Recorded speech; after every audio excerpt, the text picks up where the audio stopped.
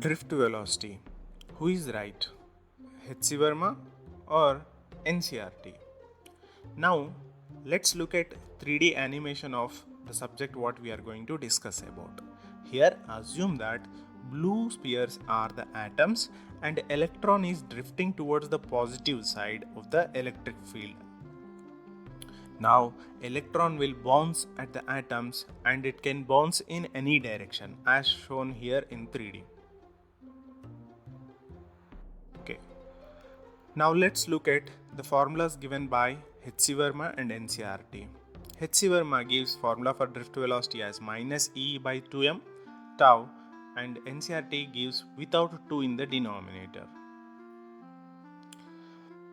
When H.C. Verma was questioned about this discrepancy, he said that both are equally right and both are equally wrong because the motion of electron is a quantum phenomena, we can't apply simple kinematics. And anyway, both equations give same proportionality, that is drift velocity proportional to charge of electron, applied electric field, time of relaxation, and inversely proportional to mass of electron. But wait, both derivations starts considering the electron moves under simple kinematics and follows Newton's laws. But how did they end up at different formulas?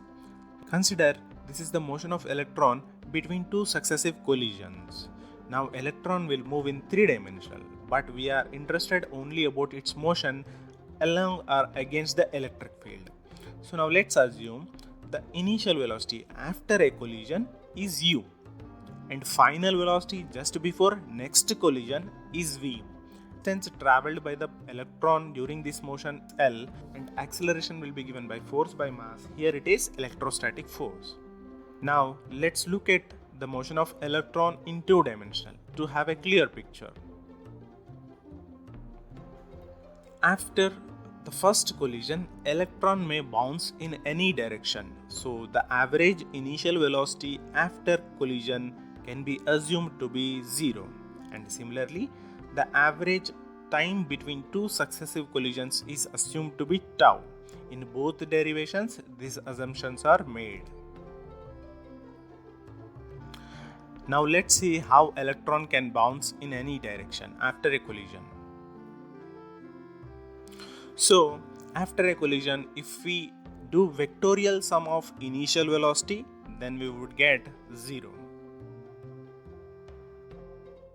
Let's look into derivations. First, H.C. Verma starts with simple equation, average velocity will be given by total displacement by total time. Then H.C. Verma goes on to calculate what is the total displacement using second equation of motion. After that, substitutes the average values of initial velocity and time. Then we will get a mean free path as minus e by 2m tau square. And to calculate average velocity, mean free path by mean time. So then we will get minus e by 2m tau square divided by tau. So that would be the drift velocity minus e by 2m to tau. So now let's look into NCRT.